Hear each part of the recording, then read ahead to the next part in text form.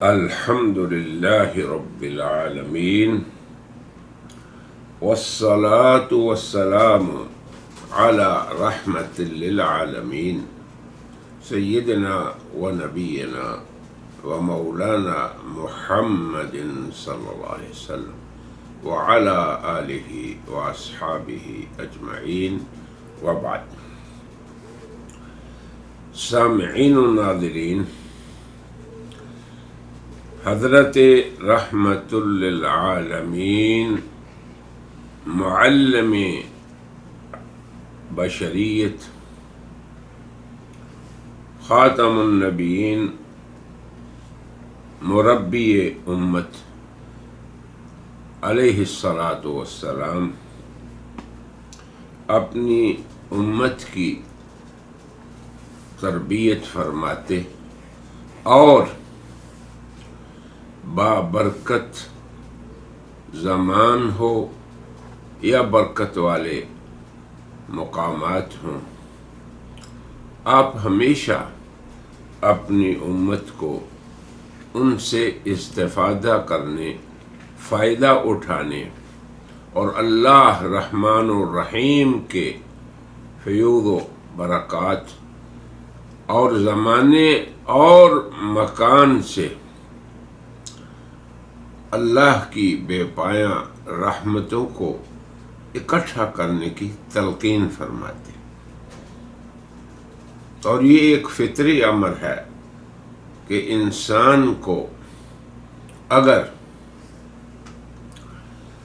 اس چیز میں ترغیب دی جائے کہ وہ تھوڑے سے وقت میں بہت کچھ کما لے، تو یقیناً وہ دل سے پھر اس کی طرف راغب ہوتا ہے. تو یہ تربیت کا ایک فطری اصول ہے. اسی لیے نبی کریم صلی اللہ علیہ وسلم کی عادت مبارکہ تھی کہ وہ ماہ شعبان جو ایک عظمت والا مہینہ ہے، اس کے آخر میں حضرات صحابہ کو ماہ رمضان کی فضیلت، اس کی خصوصیات اور اس کے شب و روز سے مستفید ہونے کے لیے پیشگی تیاری کرنے کے لیے رغبت دیتے. مختلف حضرات صحابہ نے اس عظیم خطبے کو نقل بھی فرمایا، روایت بھی فرمایا، اور حضرات محدثین جامعین سنت نے اس خطبے کو قریباً یوں نقل فرمایا: عن سلمان رضی اللہ تعالی عنہ، حضرت سلمان رضی اللہ عنہ فرماتے ہیں: خطبنا رسول اللہ صلی اللہ علیہ وسلم فی آخر یوم من شعبان، نبی کریم صلی اللہ علیہ وسلم نے ماہ شعبان کے آخری دن ہمیں ایک خطبہ دیا. یہی وہ ترغیبی خطاب تھا جس میں حضرات صحابہ کو رمضان کے لیے خوب تیاری کرنے اور اپنے قلوب کو رحمان رحیم رب کریم کی طرف متوجہ کرنے کی ترغیب دی. میرے پیارے سامعین و ناظرین، ہمیں بھی چاہیے کہ ہم اپنے قلوب سے اللہ کی طرف متوجہ ہوں. الحمدللہ اس خیر امت میں بڑی خیر موجود ہے. لوگ کئی روز پہلے ہی رمضان کی تیاری شروع کر دیتے ہیں. کوئی امیر ہو، کوئی غریب ہو، رمضان کی اپنی حد الوسع وہ تیاری کرتا ہی ہے. مگر یہ بھی دیکھیں کہ ہمارے قلوب جو ہیں وہ رحمان کی طرف متوجہ ہو جائیں. اصل چیز یہ ہے کہ اس ماہ کے فیض و برکات کو ہم نے پوری عظیمت سے اس کا استقبال کرنا ہے اور انہیں ہم نے پا لینا ہے۔ تو حضور اکرم صلی اللہ علیہ وسلم کیا ارشاد فرماتے، یا ایھا الناس، اے لوگو، قد اضلکم شہر عظیم مبارک، تمہارے اوپر اللہ کی طرف سے ایک عظیم الشان اور مبارک دو وصف بیان فرمائے، شہر عظیم، عظیم مہینہ، اور مبارک، بابرکت مہینہ۔ چونکہ جب آپ کے اعمال کی قیمت بڑھ جانی ہے رب کریم کی طرف سے، تو یہ ہے اس کا بابرکت ہونا۔ شہر، اب دیکھیں عظمت اس کی کیا ہے، لیلۃ فیہ لیلۃ خیر من الف شہر، جس میں ایک ایسی رات ہے جو 1000 مہینے سے بہتر ہے۔ یہ نہیں فرمایا کہ 1000 مہینے کے برابر ہے، بلکہ فرمایا کہ 1000 مہینے سے بہتر ہے۔ اب دیکھیں کس قدر جامع خطبہ ہے نبی کریم صلی اللہ علیہ وسلم کا۔ شہر جعل اللہ صیامہ فریضۃ، ایسا مہینہ کہ جس کے دن روزہ رکھنا اللہ کی طرف سے فریضہ ہے، فرض ہے۔ وقیام لیلہ تطوعا، اور اس کی رات کا قیام اللہ کے ہاں نفل ہے۔ من تقرب فیہ بخصلۃ کان کمن ادی فریضۃ فیما سوا، کہ جس شخص نے اس مہینے میں کوئی نفلی کام کیا، نفلی، اب مثال کے طور پہ زکوٰۃ فرض ہے، نفل نہیں، ماہ رمضان کا روزہ فرض ہے، نفل نہیں، کسی کی اعانت کرنا فرضی حق کی ادائیگی کے بعد، تو گویا کہ آپ نے فرض کو ادا کیا، 2 رکعت نفل پڑھے، گویا کہ ان کا اجر 2 فرضوں کے برابر ہے۔ ومن ادی فریضۃ فیہ، جس نے کسی فرض کو ادا کیا، کان کمن ادی 70 فریضۃ فیما سوا، تو گویا اس نے 70 فرض ادا کیے رمضان کے علاوہ میں۔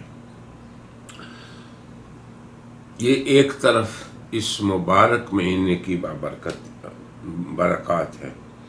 پھر اس مہینے میں بندے کو کیا ملتا ہے، تو اصل تو تربیت ہے۔ تو کس چیز کی تربیت ملتی ہے؟ وَهُوَ شَهْرُ الصَّبْرِ، یہ صبر کا مہینہ ہے۔ اب بندہ دیکھیں کس طرح صبر کرتا ہے، یہ ہم انشاءاللہ رمضان کے شروع میں بیان کریں گے۔ وَالصَّبْرُ ثَوَابُهُ الْجَنَّةُ، اور صبر کا ثواب جنت ہے۔ وَشَهْرُ الْمَوَاسَاةِ، غمخواری کا مہینہ ہے۔ پتہ چلتا ہے روزے کی حالت میں کہ ایک بھوکے اور پیاسے انسان کو کس قدر ضرورت ہوتی ہے، اور اس کی غمخواری کرنے کا احساس پیدا ہوتا ہے۔ تو یہ مواسات کا مہینہ ہے۔ یہ نہیں کہ بندے کو اپنے ہی پیٹ اور دہن کی فکر رہے اور اپنی ہی خوراک اور پوشاک کی فکر رہے، بلکہ مواسات، دوسروں کی غمخواری سکھاتا ہے یہ مہینہ۔ وَشَهْرٌ يُزَادُ فِيهِ رِزْقُ الْمُؤْمِنِ، یہ وہ مہینہ ہے جس میں مومن کے رزق کو بڑھا دیا جاتا ہے، جس کا آپ سبھی مشاہدہ کرتے ہیں، امیر ہو غریب ہو، اللہ اس کے رزق کو بڑھا دیتا ہے۔ یزاد فیہ رزق المومن۔ اب آگے دوسری طرف آئیں، اس کی خصوصیت کیا ہے؟ من فطر فیہ صائما کان مغفرۃ لذنوبہ۔ اس میں افطاری کا بھی بڑا ثواب ہے۔ آپ کسی امیر روزے دار کی افطاری کرائیں، کسی غریب روزے دار کی افطاری کرائیں، افطار صائم، روزے دار کا روزہ کھلانا بذات خود اتنی بڑی فضیلت ہے کہ حضور نے فرمایا یہ گناہوں کا کفارہ ہے۔ وَعِتْقُ رَقَبَتِهِ، اور افطاری کرانے والے کا اپنی گردن کو جہنم سے آزاد کرانا ہے۔ اب آپ دیکھیں، اسی لیے الحمدللہ امت کے اندر خیر موجود ہے، بڑے شوق سے لوگ ایک دوسرے کی افطاری کراتے ہیں۔ وَكَانَ لَهُ مِثْلَ أَجْرِهِ مِنْ غَيْرِ أَنْ يَنْقُصَ مِنْ أَجْرِهِ شَيْءٌ۔ افطاری کرانے والے کے لیے روزے دار جتنا اجر ہوتا ہے مگر روزے دار کا اجر کم نہیں ہوتا۔ قالوا یا رسول اللہ، حضرات صحابہ نے پوچھا یا رسول اللہ، ہمارے میں سے ہر ایک کے پاس تو اتنا نہیں ہوتا کہ ہم کسی روزے دار کو روزہ کھلا دیں، افطار کرا دیں، کھانا کھلا دیں پیٹ بھر کے۔ یعنی یہ مقصد تھی، غرض سوال یہ تھا، لیس کلنا یجد ما یفطر الصائم، کہ ہم میں سے ہر ایک ایسا نہیں کہ وہ روزے دار کا افطار کرا دے۔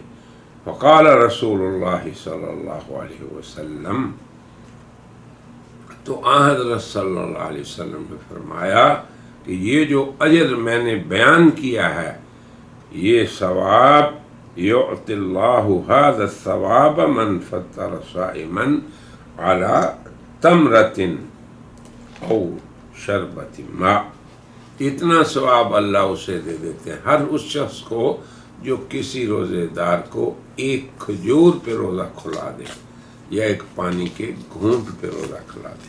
دیکھیں کس قدر رحمتوں، برکتوں اور فیض والا مہینہ۔ او مذقۃ لبن، یا دودھ کا ایک گھونٹ پلا دیں۔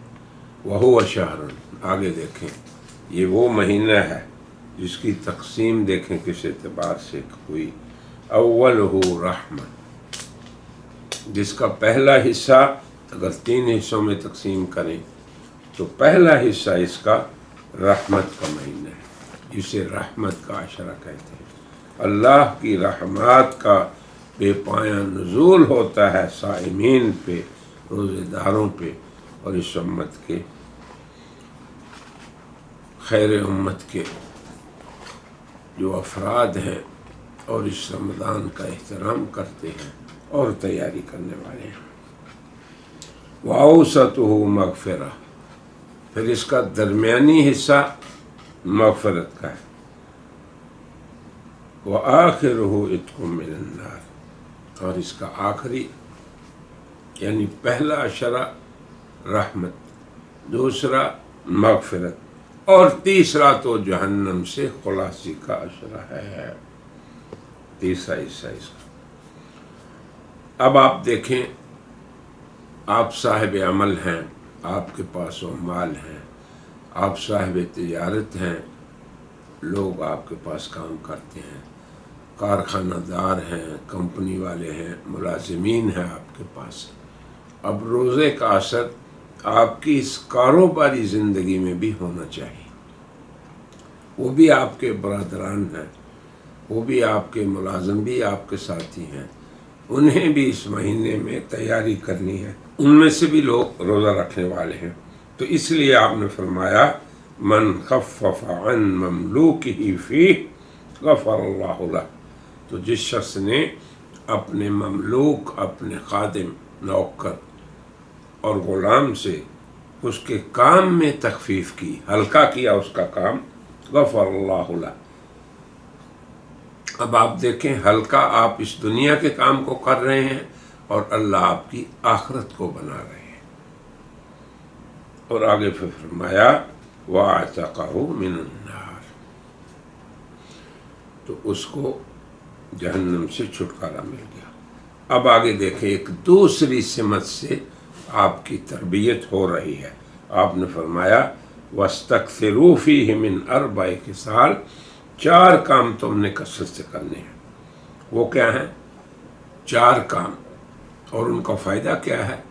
خود مربی اعظم صلی اللہ علیہ وسلم نے اس کی بھی تفصیل فرمایا کہ 2 کام ایسے ہیں جس سے تم اپنے رب کو راضی کرو گے، اور 2 کام ایسے ہیں کہ ان کی تمہیں خود ضرورت ہے، تمہارا اس کے بغیر چارہ ہی نہیں، جس سے تم اپنے رب کو راضی کرو گے۔ تو کثرت سے کہنا ہے لا الہ الا اللہ، اور کثرت سے کہنا ہے استغفر اللہ ربی من کل ذنب واتوب الیہ۔ تو کثرت تحلیل اور کثرت استغفار۔ محترم مکرم سامعین و ناظرین، آدمی چلتے پھرتے، کام پہ جاتے ہوئے، واپس آتے ہوئے، گھر سے نکلتے ہوئے، اپنے بستر پہ بیٹھے ہوئے لا الہ الا اللہ، لا الہ الا اللہ، اشہد ان لا الہ الا اللہ، اشہد ان محمد رسول اللہ۔ آسانی ہے، زبان پہ بھی ہلکے، مگر میزان کے ہاں ان کی بڑا وزن ہوگا آخرت میں۔ ہم دنیا کے ظاہر کو ہی دیکھتے ہیں اور انہی مظاہر میں کھو جاتے ہیں۔ ان حقائق کو جناب رسول اللہ نے ہمارے قلوب پہ ثابت کرنے کے لیے یہ خطبہ ارشاد فرمایا۔ اور 2 چیزیں جن کی تمہیں ضرورت ہے، تم نے کیا کرنا ہے؟ فَتَسْأَلُونَ اللَّهَ الْجَنَّةَ، اللہ سے جنت مانگنی۔ اللہم ارزقنا الجنہ، اے اللہ ہمیں جنت عطا فرما، اے اللہ ہمیں جنت دے۔ یعنی رات دن اگر ان چیزوں کا کثرت سے ورد کریں تو ہمارا ہی فائدہ ہے۔ اور دوسری وہ چیز جس کی تمہیں ضرورت ہے اور اس سے تمہارا چارہ کار نہیں، تم اپنے رب سے، دوزخ سے، جہنم سے چھٹکارے کو طلب کرو۔ اب یہ 2 اور 2 اللہ کی رضا کا سبب، اور 2 جن کی ہمیں ضرورت ہے۔ اور آگے فرمایا وَمَنْ سَقَى صَائِمًا، جس نے روزے دار کو پانی پلایا، سقاہ اللہ من حوضی، اللہ اسے حوض مصطفیٰ سے پانی پلائے گا، شربتاً لا یظمأ، ایسا پانی پلانا کہ اس کے بعد وہ دخول جنت تک اسے پیاس نہیں لگے گی۔ میری دعا ہے کہ حضرات و سامعین ناظرین، جس طرح رسول اللہ کی اس وعد میں حضرات صحابہ نے اس سے نصیحت پکڑی اور سمعنا، سننے کے بعد بھلایا نہیں، اطعنا، مانا، یہی ہمارا بھی کردار ہونا چاہیے، تاکہ اس رمضان کی پوری مکمل طور پہ تیاری ہو ہماری طرف سے، اور اللہ کی طرف سے کمال رضا ہمیں حاصل ہو۔ میری دعا ہے کہ اللہ تعالیٰ آپ حضرات کو، سب کو، ہمیں سب کو اس ماہ مبارک کے استقبال کی، پھر اس کی فیض و برکات کو سمیٹنے کی توفیق عطا فرمائے۔ وآخر دعوانا ان الحمدللہ رب العالمین۔ برائے مہربانی ڈاکٹر سعید مکی کے چینل کو سبسکرائب کریں اور بیل آئیکن پہ کلک کریں۔ اللہ علی طه خیر الخلق